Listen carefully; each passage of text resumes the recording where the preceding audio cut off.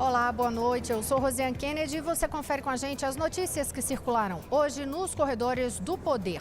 Na primeira visita a Brasília, depois de ser eleito presidente da República, Jair Bolsonaro reafirma compromisso com a democracia e com a Constituição e diz que a Carta Magna é o único norte da democracia. Sérgio Moro concede em entrevista coletiva e sobre Lula afirma, abre aspas, não posso pautar minha vida por um álibi falso de perseguição política, fecha aspas. Os detalhes você confere com a gente a partir de agora aqui, diretamente de Brasília, pela TV Brasil, pela Rádio Nacional e emissoras públicas de todo o país. A gente começa o noticiário hoje falando desta primeira visita do presidente eleito Jair Bolsonaro aqui à capital federal, desde que foi eleito, para este cargo para assumir a partir de 1º de janeiro. Ele chegou hoje cedo na base aérea em voo da FAB e depois veio para uma solenidade, uma sessão especial em homenagem aos 30 anos da Constituição aqui no Congresso Nacional. Um momento histórico, uma foto ali emblemática que representa a democracia no país. Para vocês terem uma ideia, a mesa ali que estava composta na sessão solene, estavam 3 presidentes, a gente pode falar assim, tinha o atual presidente da República, Michel Temer, um ex-presidente da República, José Sarney, e o presidente eleito Jair Bolsonaro, ou seja, retrato democrático. Além deles, os presidentes dos poderes legislativo e judiciário e a chefe do Ministério Público Federal.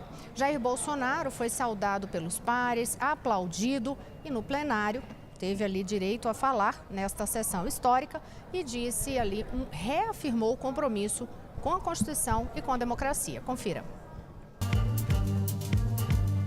Estou muito feliz em retornar a essa casa, rever velhos amigos, fazer novas amizades.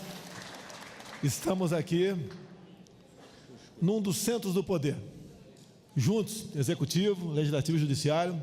Tem um compromisso, como agora há pouco discursou aqui o nosso presidente do Supremo Tribunal Federal, ministro Toffoli. A responsabilidade é de todos nós. Pedimos a Deus que nos ilumine. Agradeço por Ele ter salvo a minha vida há pouco tempo e dizer a todos, na topografia existe 3 nortes, o da quadrícula, o verdadeiro e o magnético, mas na democracia só o norte, é o da nossa Constituição. Juntos, presidente Toffoli, querido Rodrigo Maia e demais autoridades aqui da mesa, vamos continuar, presidente Temer, construindo o Brasil que o nosso povo merece. Temos tudo para sermos uma grande nação. E a união de nós, que no momento estamos aqui ocupando cargos chaves na República, podemos sim mudar o destino dessa grande nação. Acredito em Deus, acredito no povo brasileiro, acredito em nosso potencial. Meu muito obrigado a todos e peço a Deus que nos ilumine a todos para continuar traçando os destinos que o nosso povo merece.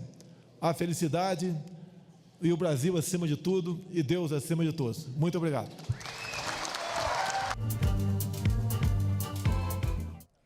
Aí eu vou trazer para vocês algumas curiosidades, uma delas, inclusive sobre esse final aí, Brasil acima de tudo, Deus acima de todos.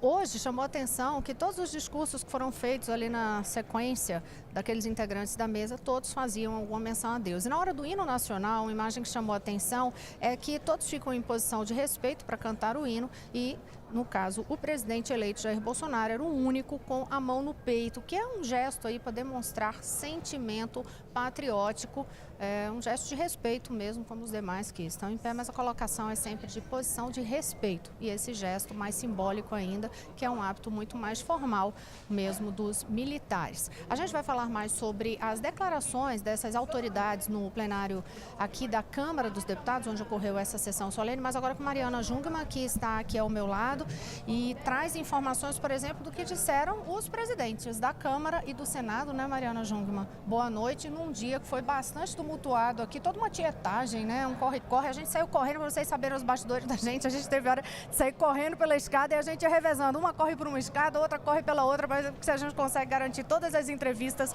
para trazer todas as informações para vocês aqui. Boa noite. Boa noite, Rosiana. Muitas autoridades, né? Não apenas o presidente eleito, mas foi um dia que nós recebemos aqui também o presidente da Suprema Corte, o presidente da República em exercício, Michel Temer. Então foi um dia de muita correria mesmo para dar conta de tantas autoridades. O presidente eleito, Jair Bolsonaro, e o presidente em exercício, Michel Temer, foram recebidos, inclusive, pelo presidente do Congresso, Eunício Oliveira, no gabinete da presidência do Senado, antes de virem aqui para o plenário da Câmara, então, para ser iniciada a sessão solene de comemoração dos 30 anos da Constituição. E no seu discurso sobre isso, Eunício Oliveira falou sobre a democracia brasileira, disse que ela saiu fortalecida do último pleito aí, das eleições gerais, não só para presidente, mas para governadores e para o parlamento também. E aí ele falou que tem certeza que o novo governo vai honrar essa Constituição. Vamos acompanhar o que ele disse. Tenho certeza de que, com um governo novo, de uma nova legislatura, vamos honrar os que vieram antes de nós e continuar caminhando juntos, rumo a um futuro de prosperidade, de justiça, de paz social para todos, sempre sob a luz da democracia e da Constituição cidadã. O presidente da Câmara, Rodrigo Maia, também falou sobre a nossa Constituição, disse que toda vez que há problemas, alguém pensa que trocar a Constituição pode ser uma solução, mas ele disse que não, que a solução é sempre modernizar o texto constitucional, fazer as reformas legislativas que forem necessárias para que essa Constituição possa continuar aí conversando com o mundo por muitos anos. Vamos acompanhar o que ele disse.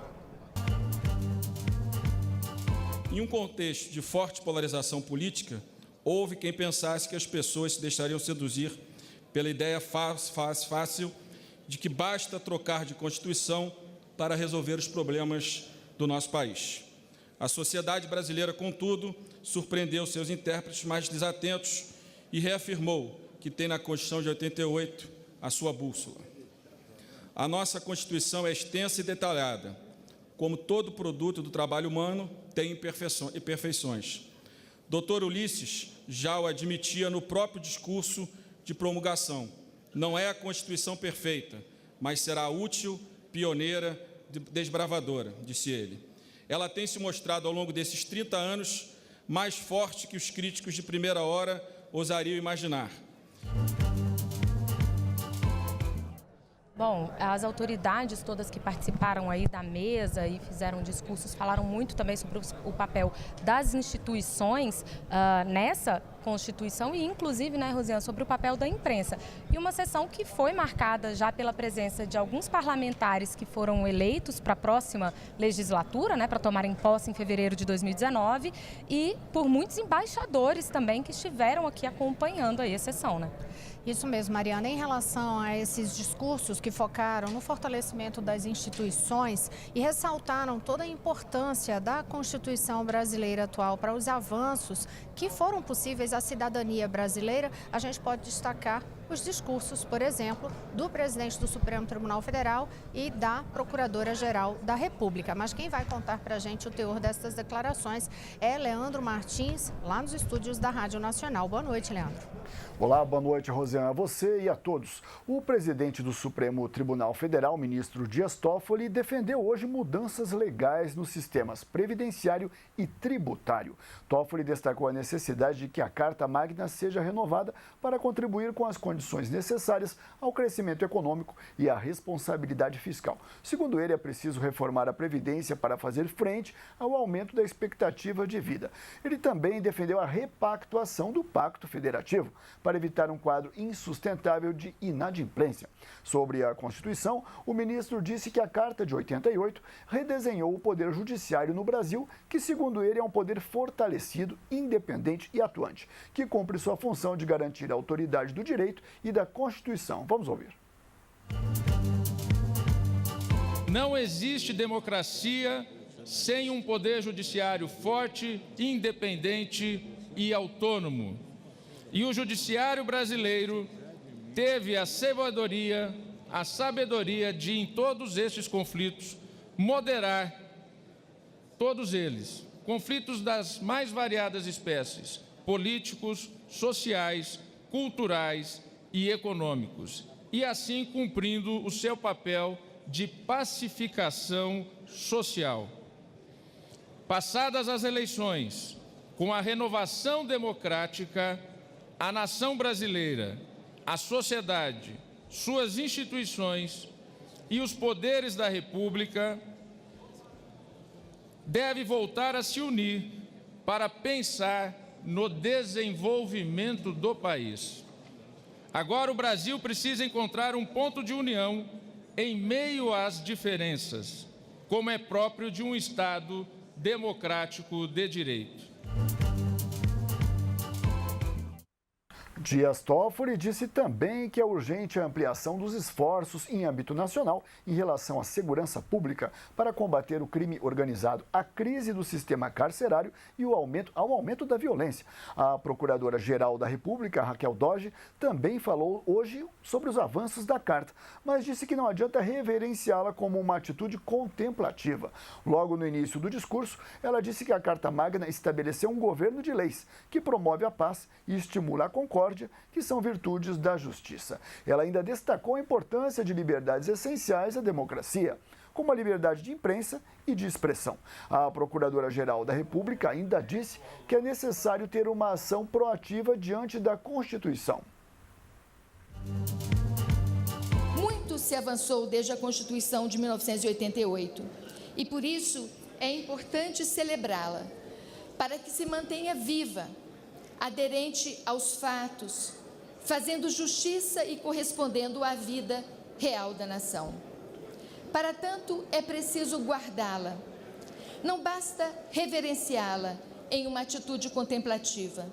É preciso cumpri-la à luz da crença de que os países que custodiaram escrupulosamente suas constituições identificam-se como aqueles à frente do processo civilizador e são irradiadores de exemplaridade em favor das demais nações que hesitaram ou desdenharam em fazê-lo.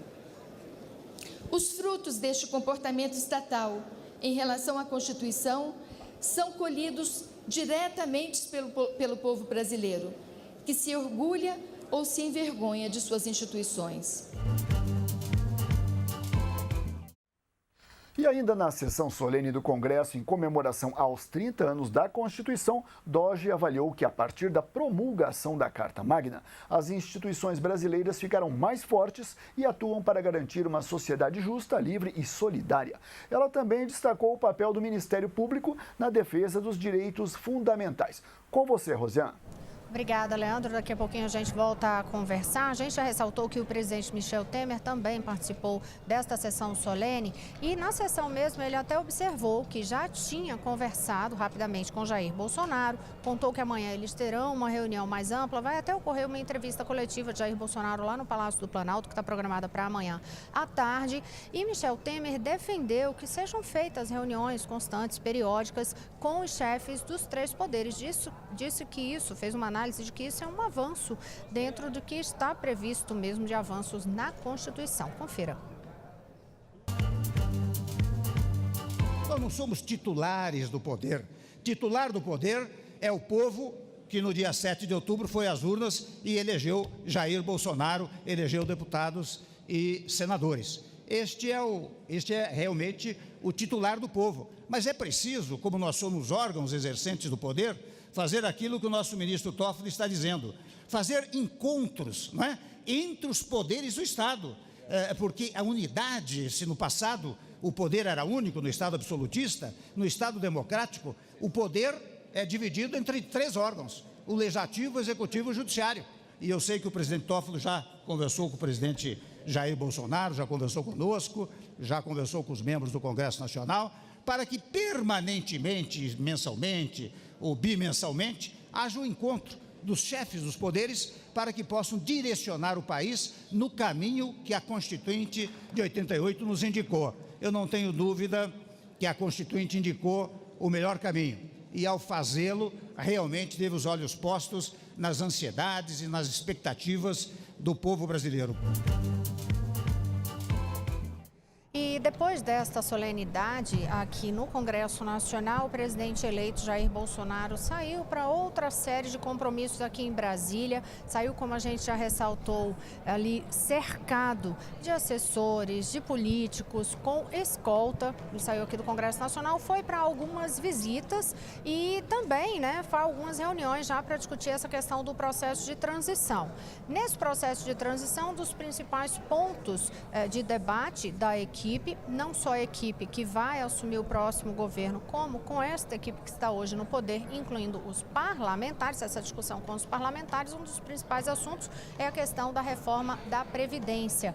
O presidente eleito, Jair Bolsonaro, afirmou hoje que o ideal é realmente aprovar uma parte, pelo menos, desta reforma da Previdência ainda neste ano. Aprovar a reforma que seja possível. Acompanhe. Conversei rapidamente com o presidente Temer hoje na mesa, amanhã vou conversar com ele.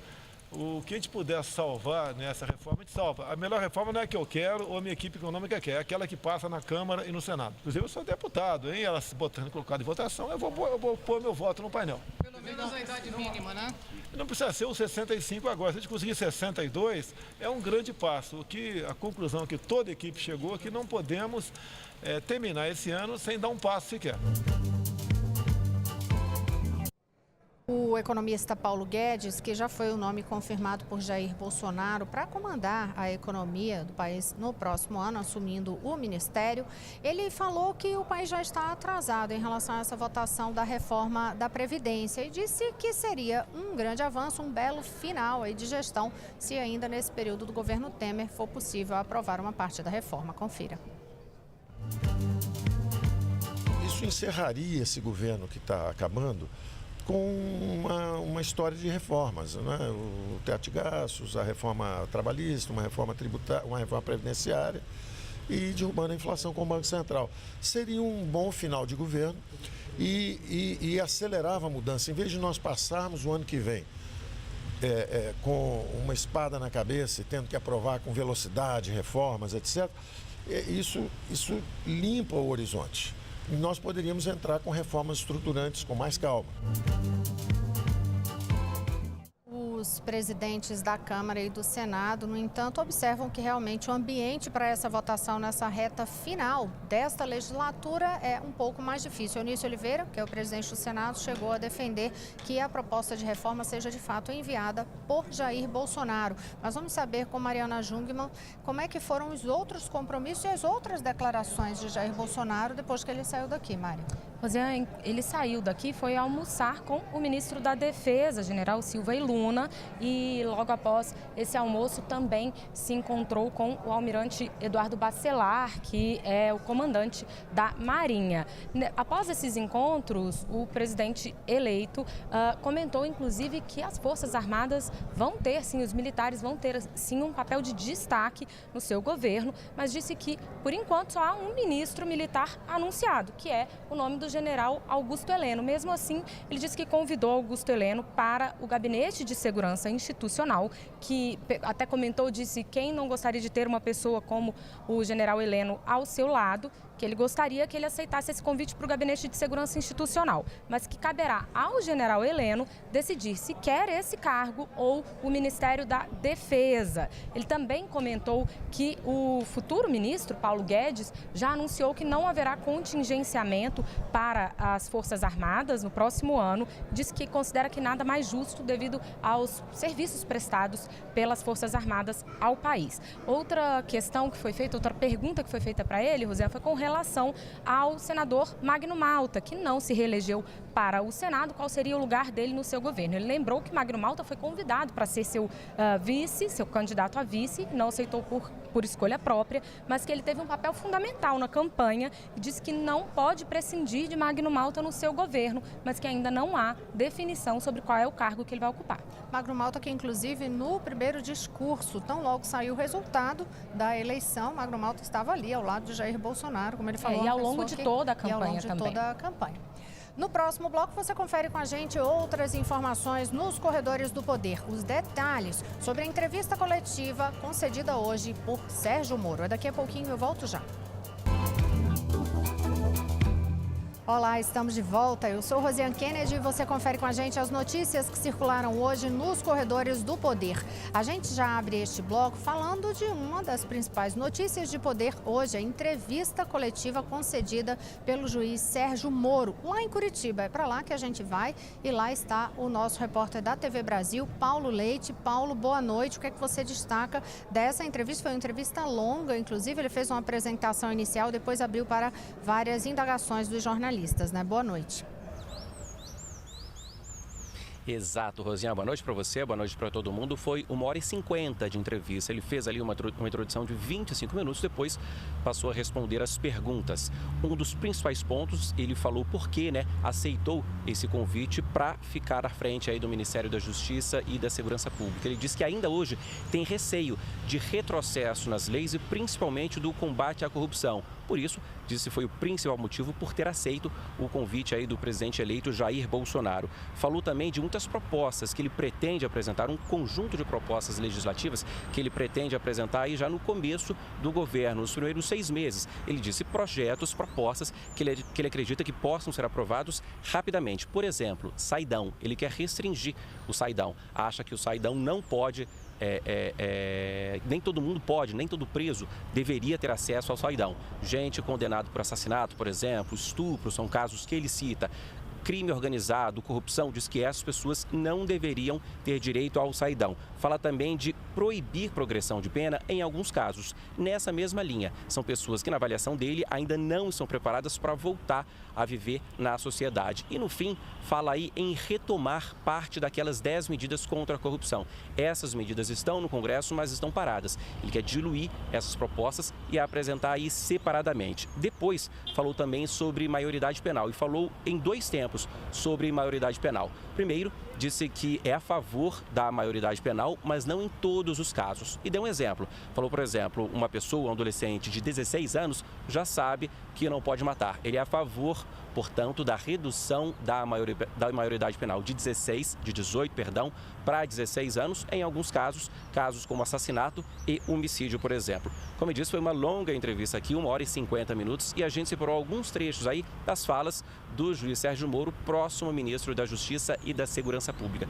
Primeiro, ele falou dos objetivos dele à frente do Ministério. Veja aí. O objetivo é, no governo federal, realizar o que não foi feito, com todo respeito, nos últimos anos, de buscar implementar uma forte agenda anticorrupção.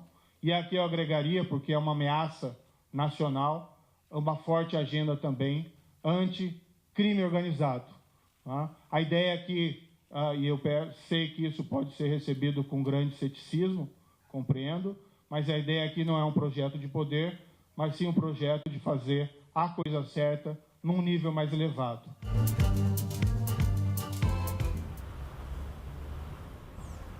Teve também uma longa fala sobre o ex-presidente Lula. O juiz Sérgio Moro nem foi perguntado sobre isso, primeiramente, e ele fez questão de falar. Ele disse que não há perseguição política e esse também não é um dos motivos que o levou a aceitar o cargo de ministro. Veja aí esse trecho. Isso não tem nada a ver com o processo do ex-presidente Luiz Inácio Lula da Silva. O ex-presidente Luiz Inácio da Silva foi condenado e preso porque ele cometeu um crime e não por causa das eleições.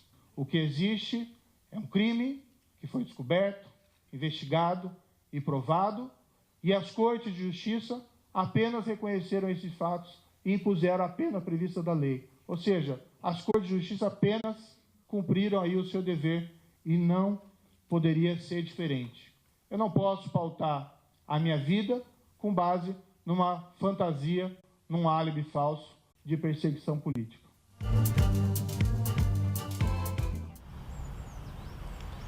Sérgio Moro também falou bastante da Lava Jato como modelo, um modelo de força-tarefa que ele pretende levar para o Ministério da Segurança e da Justiça. Falou que modelos como esse ajudaram a combater, por exemplo, as máfias italiana e também a máfia nos Estados Unidos. Não liquidaram as máfias, mas reduziram bastante o poder delas. Veja aí. A ideia principal é utilizar o modelo que foi bem sucedido na Operação Lava Jato de forças-tarefas e utilizar essas forças-tarefas não somente contra outros esquemas de corrupção, mas igualmente contra o crime organizado. Sempre me vem à mente o exemplo, a cidade de Nova York, na década de 80, haviam 5 famílias mafiosas muito poderosas que intimidavam e extorquiam e dominavam atividades econômicas, e graças à criação de forças-tarefas pelo FBI na época, e trabalhando em conjunto com as promotorias locais ou promotorias federais, se logrou desmantelar essas organizações criminosas que, embora não tenham deixado de existir, têm uma força muito menor do que tinham no passado.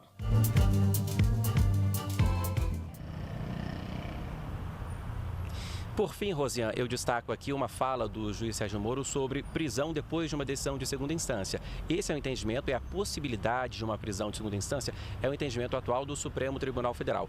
O juiz Sérgio Moro concorda com esse entendimento e diz que, se houver uma mudança, ele também é a favor de apresentar um projeto de lei para fixar esse entendimento de prisão, de possibilidade de prisão, depois de uma decisão de segunda instância, portanto. Com você, Rosiane. Obrigada, Paulo. E outros detalhes você confere daqui a pouco no Repórter Brasil. Uma boa noite a todos. Até amanhã.